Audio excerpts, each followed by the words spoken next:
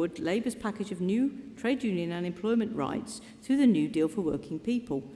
Phew. I think it's probably just simpler to describe her as Labour's finest. Angela, you're so welcome to Congress. Please.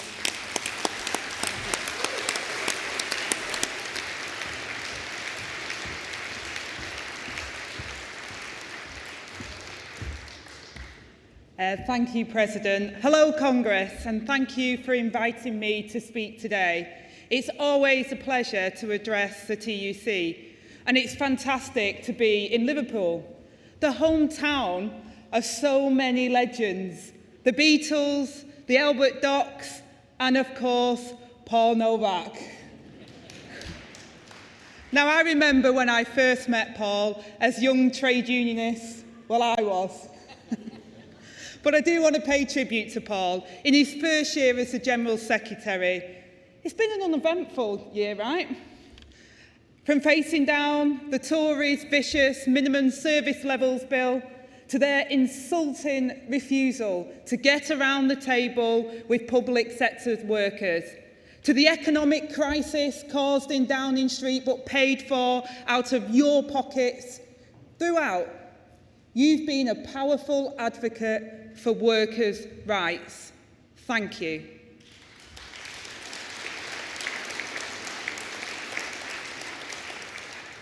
Congress, I come here with one message today, that the next Labour government will build an economy that works for working people, with a new deal for working people.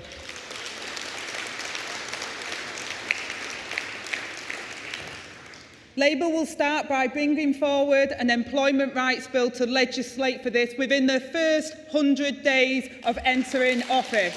That's a cast iron commitment. Not only because this will be good for working people and good for our wider economy, but because our fair work agenda will be key to how we bring opportunity to every corner of this country.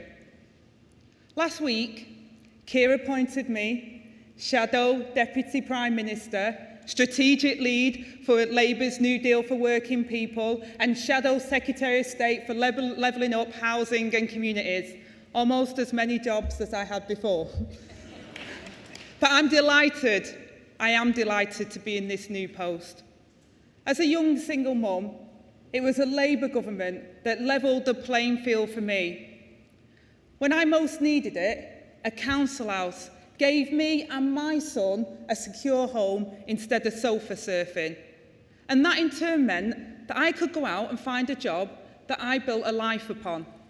And the minimum wage meant that I earned more. A local authority job gave me better skills at work, and a Sure Start centre gave me better skills as a parent. And joining a union changed my whole life.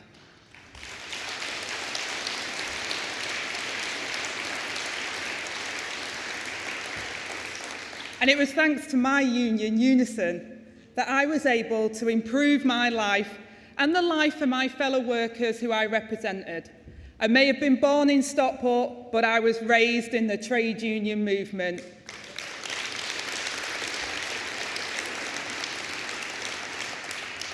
That kind of levelling up transformed my life and my prospects because it was done right. A house and a job, a good unionised job with decent conditions, a thriving community, empowered to create good local services and educational opportunities. These things were my lifeline, and they're what real levelling up means to me, what levelling up could have been and what it could still be. Good jobs and secure homes are the foundations of thriving lives and of a strong economy. True growth, which benefits all people in all places of Britain, is built on the pillars of decent jobs and secure housing. They were the pillars that I relied upon to get to where I am today. But Congress, those foundations I needed to improve my life and my community has instead been levelled down by the Tories, with house building and wages plummeting across the whole country, the government's agenda is a sham and a scam.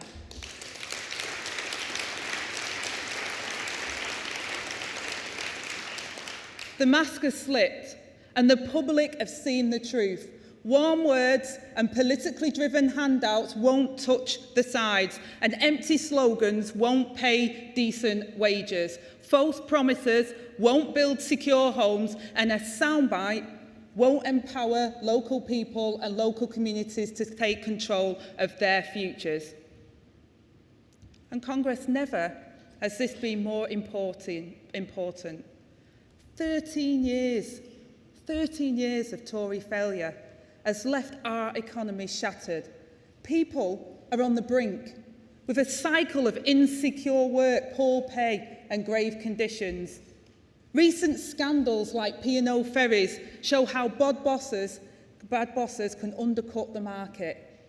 This government hasn't just turned their backs on vulnerable workers, but on our entire economy. But be in no doubt, Tory ministers are the only workers that can get fired and rehired on better terms and conditions, failing upwards.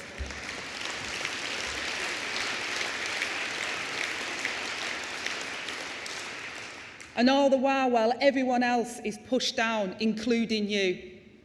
For far too long, unions have had barriers put in their way to do your work, damaging industrial relations and worsening disputes. The Tories pushed through the 2016 Trade Union Act, preventing fair bargaining and holding back living standards. And this year, they gave us the minimum service levels bill, a spiteful and bitter attack that threatens nurses with the sack.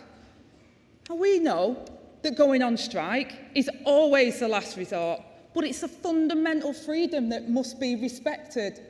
So let me tell you loud and clear, Congress, the next Labour government will ask Parliament to repeal these anti-trade union laws within the first 100 days.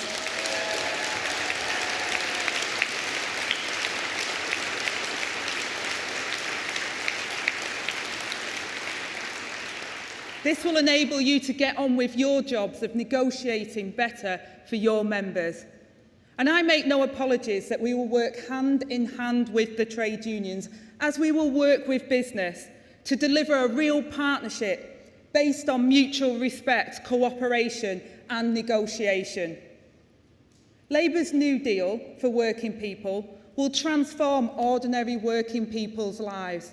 Work will finally pay, rights will be properly enforced, and crucially, it will strengthen the role of trade unions in our society. Because this is vital.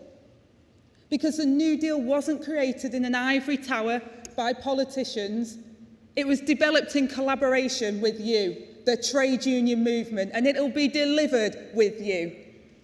And key to this, we will update trade union laws to make them fit for the 21st century. Because for too long, these have failed to keep up with the pace of the hard reality on the ground. Take the laws protecting reps and officials, which don't account for the technological advancements of the past 10 years.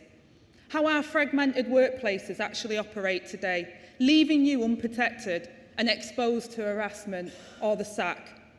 Not just hampering your ability to properly represent and negotiate for your members, but ruining lives and livelihoods. I started on the shop floor, and I know how hard it is out there. The Consulting Association scandal that blacklisted thousands of union workers must never be allowed to happen again.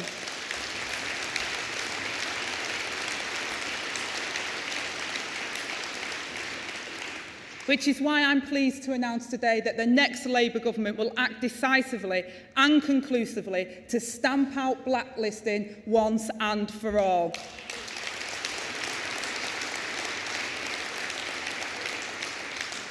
First, we'll update regulations to outlaw the use of predictive technologies for blacklisting and safeguard against singling out workers for mistreatment or the sack without any evidence of human interaction. Second, we will act to end the loophole that allows employers to pass the dirty work down to third-party contractors so that any third party found to be carrying out blacklisting can legally be held to account. And third, we will give employment tribunals the power to order the destruction of any list, digital or not, to stop them being hidden or used again.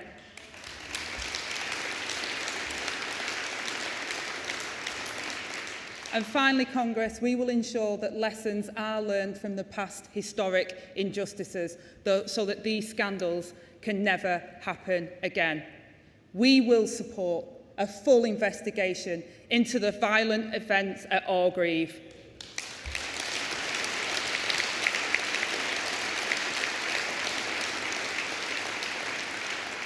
And in government, we will launch a review into and release the official documents relating to the Camel Yard prosecutions.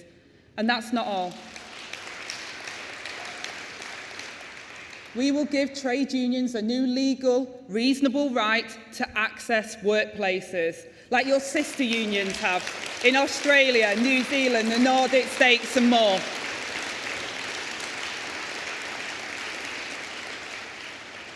And this will be underpinned by a regulated legal framework. There will be clear responsibilities and rules for all sides to follow, allowing you to meet, represent, recruit and organise members so that you can get on with the job to build stronger, happier and more productive workplaces without the threat or menace from rogue employers. As we've seen with Amazon, a small minority of employers are taking advantage of the lack of regulations to frustrate the process. It's neither fair to workers or productive to our wider economy. It only frustrates disputes, making it harder to come to a resolution. And good employers know the value of a trade union. We will also simplify the statutory recognition process to ensure that the gig economy and remote workers can meaningfully organise through trade unions, and we'll level up the rules to allow trade unions to use secure and private electronic balloting when engaging, communicating and polling their members.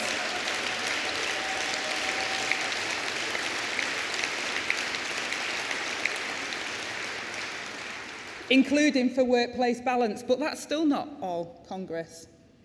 We will boost collective bargaining, both at a firm level and sectorally, starting with fair pay agreements in adult social care.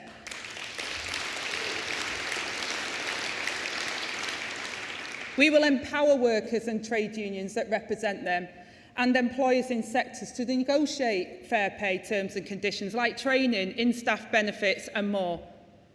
And Congress, as a former social care worker, I cannot overstate the difference this will make, not only to these low-paid and far too often overlooked workers, but also to our entire healthcare system, weighted down by years of Tory neglect. We'll also protect existing sector-wide deals like the Fire and Rescue Services National Joint Council and support workers to meaningfully organise together to improve their terms and conditions. This is because we agree with the OECD that collective bargaining isn't just good for workers, but it can also be a benefit to helping companies and their staff adapt to technological and societal change. Congress, there's even more. Day one basic rights.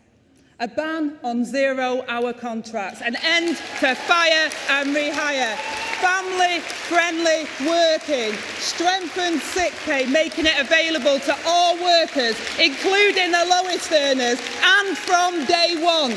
We'll go faster and quicker to end the gender pay gap, address unequal pay, tackle sexual harassment at work and put mental health on a par with physical health.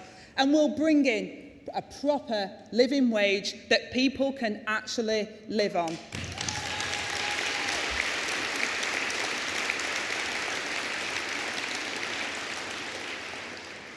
This isn't only good for workers, it's essential to growing the economy and raising living standards once more.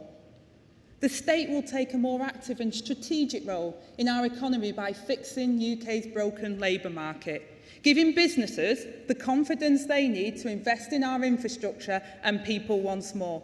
It's how we'll boost people's pay, so that they have more money in their pockets to spend down their local high street, and how we'll turn the Tories' failure on productivity on its head. Because a healthier, happier and motivated workforce is good for the bottom line. And make no mistake, this agenda is good for workers, our economy and for business. Labour has a comprehensive plan to create good jobs across the entire country and raise living standards, all through our New Deal for working people.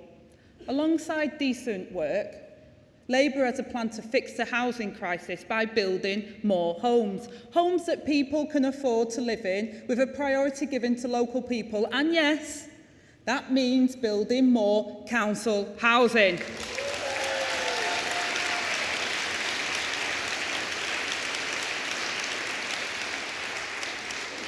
The Tories are no longer the party of home ownership, that's Labour. A party that will be on your side and that will govern in the interests of the whole country. Good jobs and secure homes are the foundations of thriving lives and the foundation of a strong economy. True growth that benefits all people. So now, Congress, the battle for the general election is getting started. And it's not going to be easy. But this country cannot survive another 5 years of Tory rule. Ask yourself, what will be left?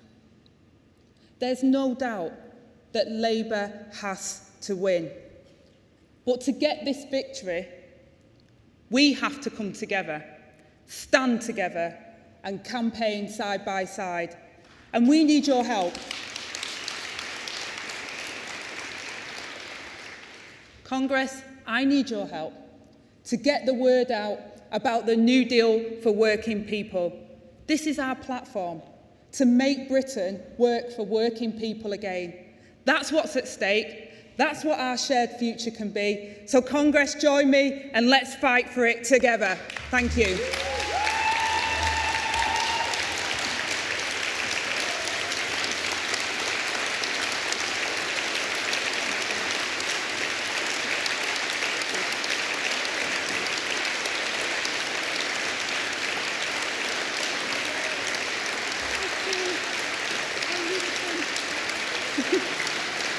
Thank you.